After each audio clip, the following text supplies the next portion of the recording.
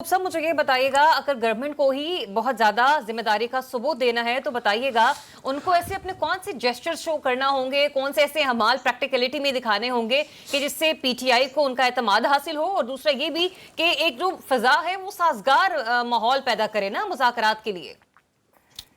बिस्मिल्लाहिर्रहमानिर्रहीम। देखें जनाब, आमिर अकवानी साहब ने जो बात की, पहली बात तो यह है कि मैं उससे 100% मुत्तफिक हूँ कि हमेशा हुकूमत को बड़े भाई का किरदार अदा करते हुए खुले दिली का फराग दिली का मुजाहरा करना चाहिए और चीज़ों को बेहतर अंदाज में कैरी करना चाहिए ताकि अपोजिशन को कोई मौका ना मिले।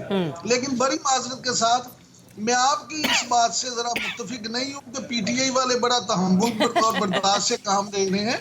इख्तिलाफ आपका हक है।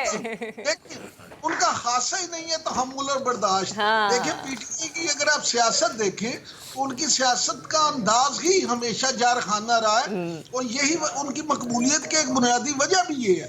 हत्ता कि आपको याद होगा कि जब इमरान खान साहब की हुकूमत थी तो पंजाब में वज़ीर इत्तलात सिर्फ इसलिए बार बार बदल दिए जाते थे कि खान साहब को ये इतराज होता था कि आप दूसरे मुखालफिन को आड़े हाथों नहीं अच्छा इमरान साहब, अगर आपको याद हो तो मैंने अपनी इब्तिदाई में भी इस बात को इंडोर्स किया था कि दोनों तरफ से ही लग नहीं रहा, लेकिन कदरे मैं ये कहूंगी कि कदरे हुकूमत के कुछ थोड़ा सा मेरे ख्याल में लो मोमेंटम नजर आया हमें पिछले दिनों पीटीआई का। गवर्नमेंट जरा कुछ ज्यादा एग्रेसिव नोट पे नजर आई और उसमें भी कुछ ऐसे किरदार है, मैं सबको नहीं कहूंगी।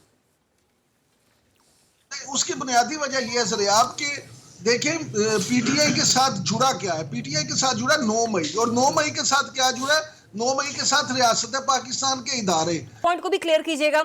दूसरा ये भी सर कि ये जो मुआहदे हो रहे हैं इसके तहत अगर हम लोग देखते हैं कि जो आवाम को रिलीफ पहुंचाने की बातें हो रही हैं, आपको लगता है कि आईएमएफ के कॉन्ट्रैक्ट के अंदर रहते हुए किसी भी किस्म का जो मुनाफा है या फिर सुकून है वो गवर्नमेंट इस पर प्रोवाइड कर सकती है आवाम को? दो चीजें मैं इस पे बात करने से पहले आपको बता दूं कि इस इशू पे मेरी खुद बराह रास्त वजीर आजम मियां शहबाज शरीफ से भी गुफ्तगू हुई और वजीर खजाना से भी गुफ्तगू हुई।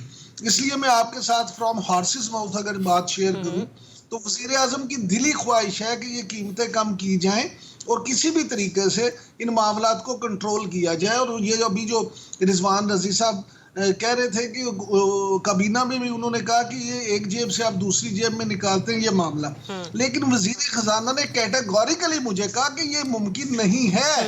बकौल वजीर खजाना की उन्होंने वजीर आजम को भी ये बता दिया वो इसलिए मुमकिन नहीं है कि वो 45% अगरचे हुकूमती हैं इदारे, लेकिन उन्होंने गैर मुल्की बैंकों से गैर मुल्की कंसोर्शियम से इतने महंगे दामों कर्जे लिए हुए हैं कि अगर वो ये छूट दे देंगे तो फिर वो कर्जे कहां से वापस करेंगे। यानी आप कान इधर से पकड़े या उधर से, बात एक ही है।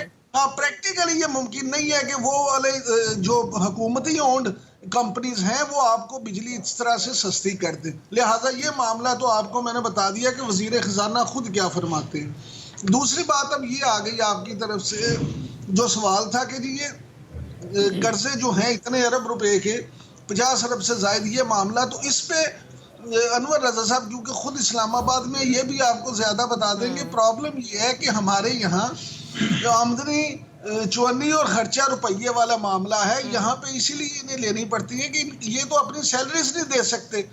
और फिर सप्लाई का निज़ाम जो है हमारा, आप ये देखें कि अगर आप लाहौर, मैं लाहौर में बैठा हूँ, लाहौर की बात कर लें तो वैसी सोसाइटीज़ लाहौर में मौजूद हैं जो वापडा से बिजली लेती हैं, लेस्को से बिजली लेती हैं और खुद डिस्ट्रीब्यूट करती हैं। वो तो बिजली में मुनाफे में है, उनको तो नुकसान नहीं हो रहा, वो तो पैसे भी कमा रही हैं, बिजली दे भी रही हैं लोगों को और वहाँ लोड शेडिंग भी नहीं होती है, कम होती है, ठीक, और लोग भी खुश हैं। लेकिन यहाँ पे जहाँ पे सरकारी मशीनरी है वहाँ पे मामला ये है कि अगर एक सोसाइटी डिस्ट्रीब्यूशन के लिए 100 बंदों के साथ काम चला रही है तो वहीं अगर आप सिर्फ वापडा के एसडीओ का ऑफिस देखें तो वहां आपको 200-250 बंदा नजर आएगा। ठीक तो है, इन्होंने बोझ तो सारे इस तरह से बढ़ाया। ठीक है, जरूरत से ज्यादा बोझ डाल रखा महकमों पे।